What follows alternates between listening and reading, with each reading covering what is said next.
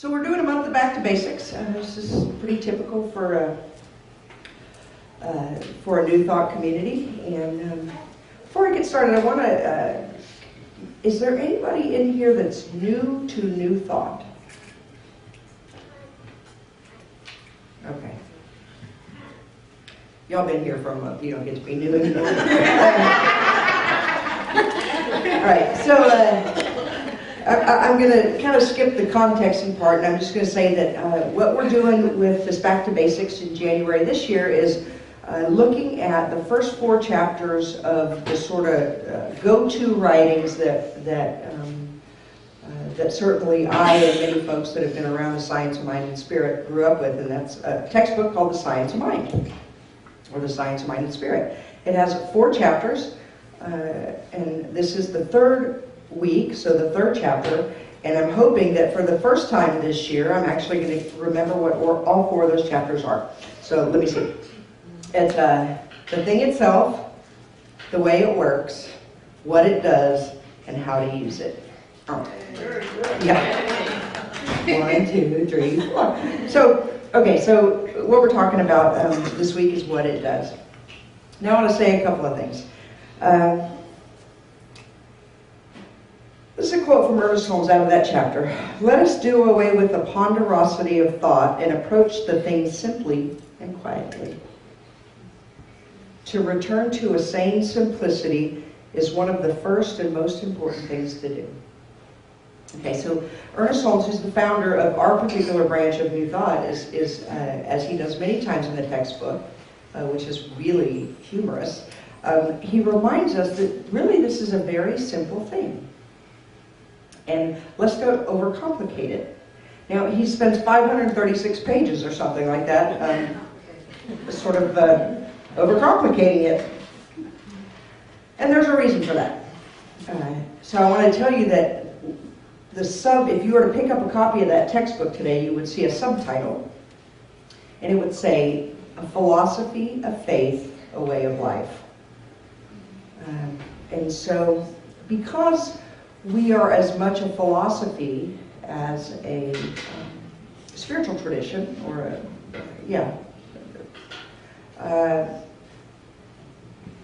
we attract many people who have an affinity for complex thought, verbosity, and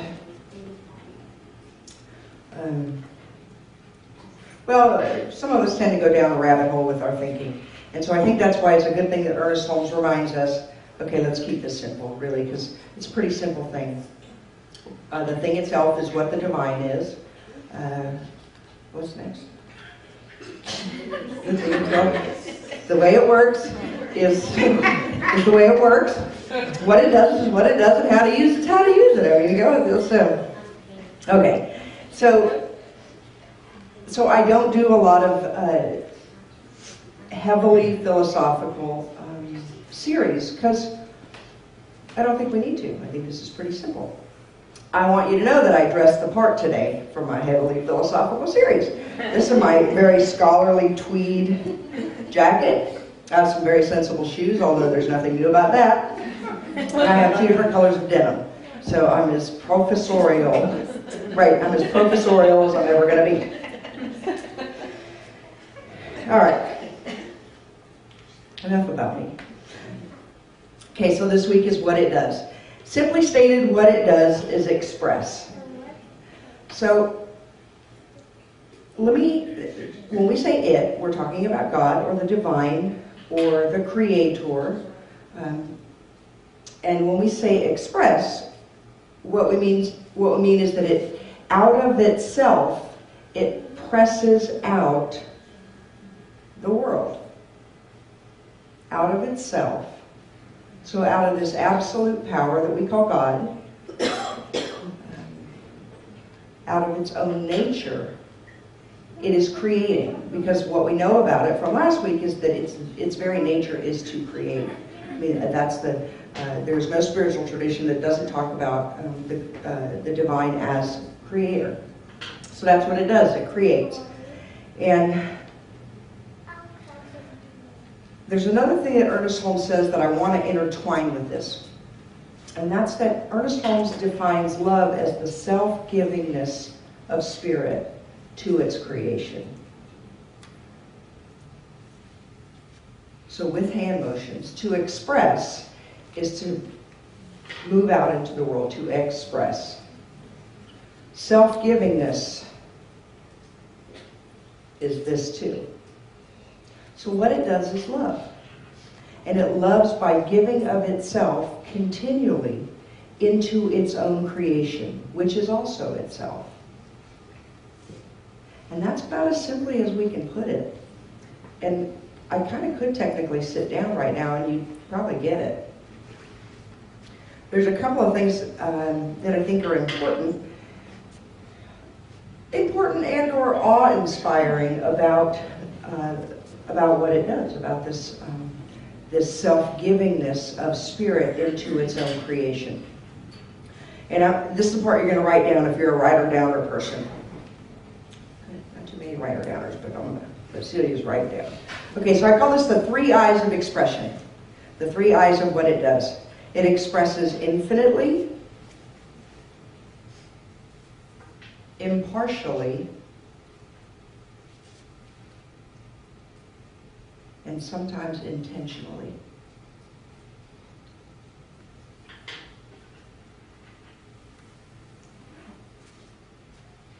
So we always talk about God as being infinite. So omniscient, omnipresent, all of those words that connote that God is everything. One of the things that I find awe-inspiring is that, okay, if an infinite power and presence, in order for it to be infinite, it has to be infinitely expressing, never repeating itself.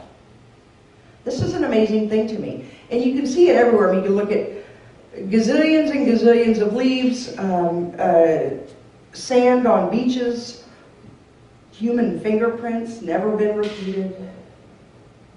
An infinite power must infinitely express, or it is by definition limited.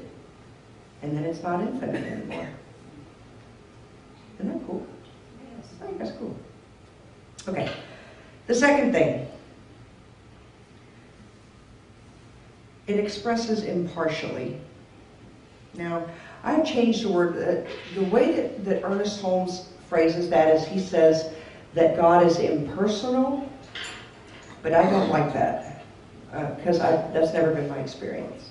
How can this thing that we also call love be actually impersonal? Love seems like the most personal thing to me. So I'm going to call it impartial instead. And this is what Ernest Holmes means by this. As a creative power, the divine has no opinion about what's being created. Think of this, I think the line is in the original Star Wars, or maybe it's not, maybe Lisa can actually help me with this or not. There's a line in one of the Star Wars movies where, and it says, there's this thing called the Force, but it can be used for good or for evil, right? So there's this creative power potential. When I first got sober, I actually called my understanding of the divine the Force, because that was the only thing that was reasonably palatable to me at the time. It can be used for good or bad. So, and maybe even saying good or bad are not the best choice of words. This power, this creative power, can create. It has no opinion about whether it's creating things that we prefer or things we do not prefer. So that's, let me give you a very specific example of that. So we're going to talk in a minute about how this thing creates in our own lives according to our own consciousness, according to our own thoughts, feelings, and intentions. Now, if I'm not being intentional about my thoughts and feelings, I might be replaying the abandonment that I felt when I was 4, right? Because nothing's ever changed that story. The story keeps spinning. And so, if deep down I believe that I'm always going to be abandoned, and I believe that, believe it with my whole being, what does the universe say? Yes, you're going to be abandoned. And then it goes about creating the circumstances that I find myself feeling abandoned in. Do you see? It's creating out of, in that case, something that I did not choose, something that I sort of inherited, or a belief that I formed before I could make much sense of the world. On the other hand, the point at which I come to awareness and realize it's impossible for me to be abandoned. God is love, God is everywhere. Everything, place, situation is a reflection of love. And there's nowhere outside of God. See, as soon as that becomes the guiding reality of my life, then what does the universe say? Yeah, you're right, you can't be abandoned. God's everywhere, right? So it has no opinion. I have an opinion. Which brings me to the third point. And that's that I want to be in relationship or in co-creation with this divine givingness consciously as opposed to unconsciously. I was like, what's whispering?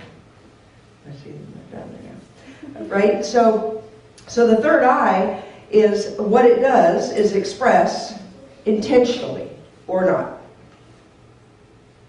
We want it to be expressing intentionally, because see, I'd rather be creating my experiences or co-creating my experiences out of the truth that I've spoken about, the fact that God is love and God is everywhere and there's nowhere outside of God, as opposed to the fact that I felt abandoned when I was 4. And that is the power of the story. And so I want to be careful that I'm creating and that it's creating through me and with me with intention. This is what Ernest Holmes says, and I think it's beautiful. A unity must be established and a conscious connection must be made before we can derive the benefits which the greater mind is willing to reveal or impart to us. A unity must be established. For me, what that means is that I have awakened or am awakening or have to reawaken every 36 days or whatever, depending on how much the truth is sticking, that I am awake to the fact that I am in this co-creative relationship with the only power that there is. And if I look out across the landscape of my life and I don't like the sum total of what I see, now, that's not to say that stuff doesn't happen. We're in a co-creative relationship with the universe. It doesn't mean that if I stub my toe that I caused it with my thought. It doesn't mean any of that. It means the sum total of our experience is being co-created with our intentions or lack thereof and the only power that there is. So if I look out there and the sum total of what I see is not working, the place to look is here. The place to look is here. Because the light's coming through and I'm the one that's shining it. I'm the one that's focusing it.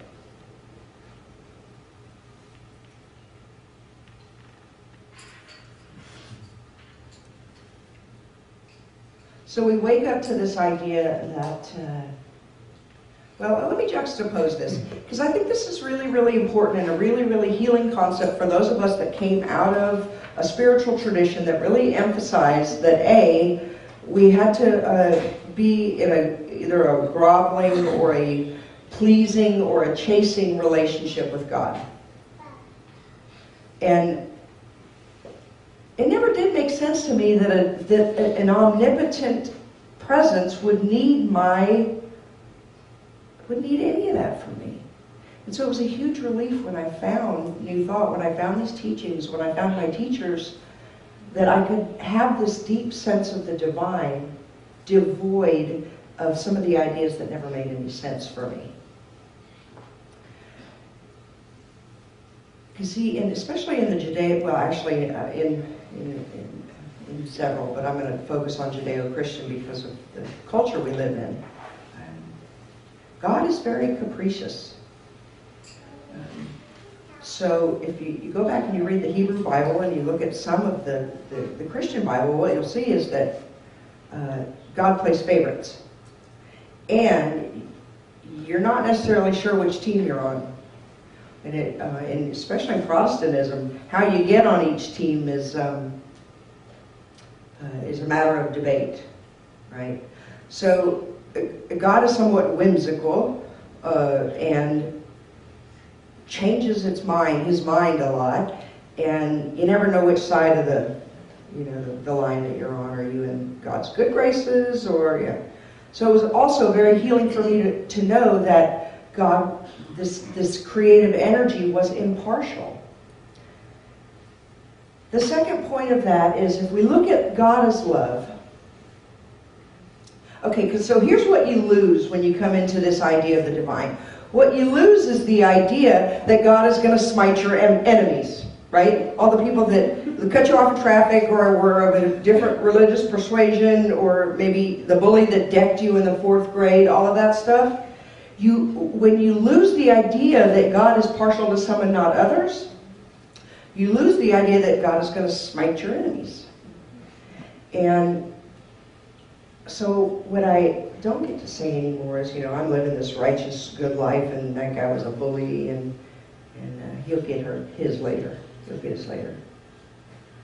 Because God is, this bestowing of givingness is actually impartial, according to a person's beliefs. So that's I didn't want to fail to mention that as one possible downfall of this particular understanding of the divine. Now what that means on a greater scale is, if there's something going on in your life, I'm going to go back to this, if there's something going on in your life and you don't like it, where do you look? Right here. And it's not about, this is an important distinction, it's not about blame. It's not that we take guilt from our previous tradition, twist it around with the understanding that we're in the driver's seat, or at least in the co-driver's seat, and use it to beat ourselves up. There is a difference between blame and responsibility. When something isn't working, when the sum total of your life isn't working, you look here to make the changes. You look here to take responsibility. Blame has nothing to do with it. And that's really important, because blame creates guilt and shame, and it sucks so much energy out of us. And we don't need to go there. Because the divine, who we often mirror ourselves after, doesn't blame. So if it's not blaming, even if we seek to cultivate ourselves in the image and likeness of the divine, it does us absolutely no good to blame.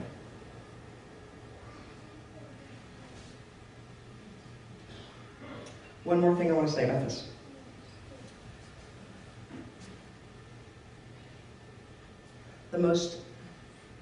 As we awaken, Ernest Holmes said it beautifully, as we awaken to this, we make connection to the divine, and this is somewhat paradoxical, because we're already the divine showing up and growing up as us. We just may or may not be conscious of it. So as we awaken, we want to be conscious of the fact that we are showing up and growing up as the divine, as God. Not the sum total of God. So all that I am is the divine, but the divine is so much more than I am. Does that make sense? I want to stay right-sized about this. There's the most important word, once you have that realization, is yes. The most important word, once you have the realization that the divine is literally pouring life and passion and joy and purpose, that it cannot not do this thing. That's all it does. It is expressing its own nature. And it's expressing its own nature in, as, and through you. But it cannot give you what you will not receive. It cannot give you what you will not receive. So the most important word when you awaken to the divine within you and around you is yes. Yes, I accept it. Yes, I accept my good. Yes, I accept it.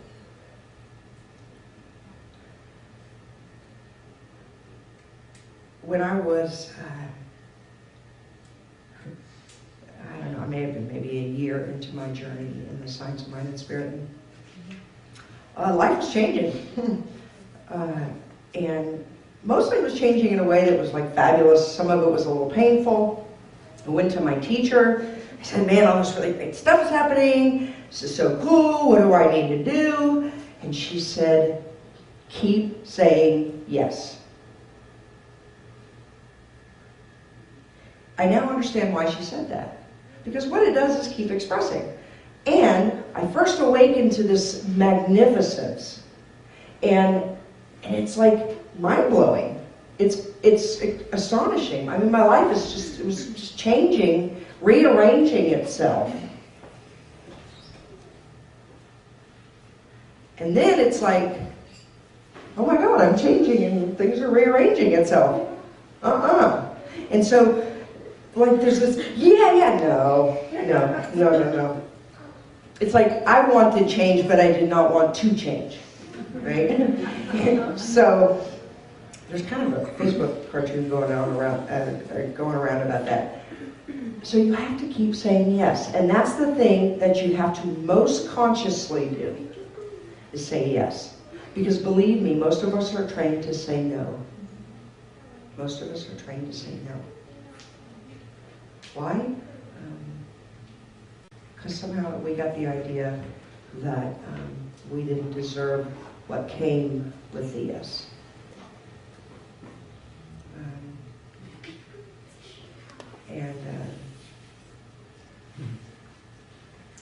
Yeah. So the most important thing is to say yes.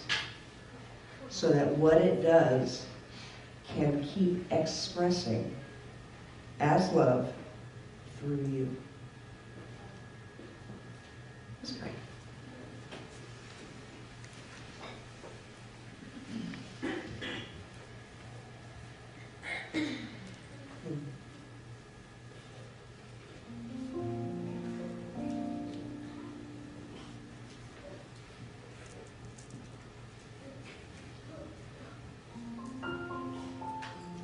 So I'm breathing in and out.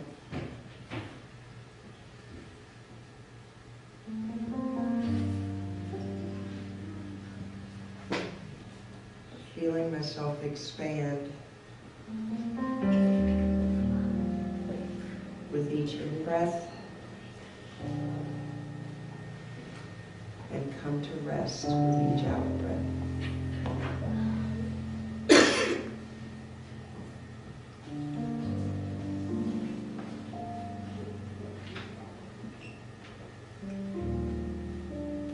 And I'm remembering that this power, this presence, we call it God, we call it life, we call it Brahman, we call it Allah.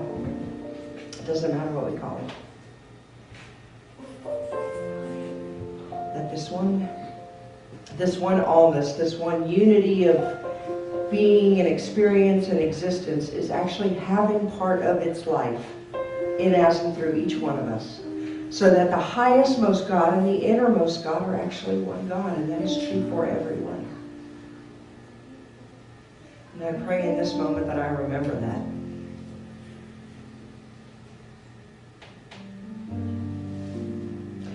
I'm remembering that this divine power and presence does one thing, and that's to give of itself as love to me, to everyone, through me, through everyone, every moment. It cannot do anything else. That is its nature. Its nature is to give. Its nature is to love.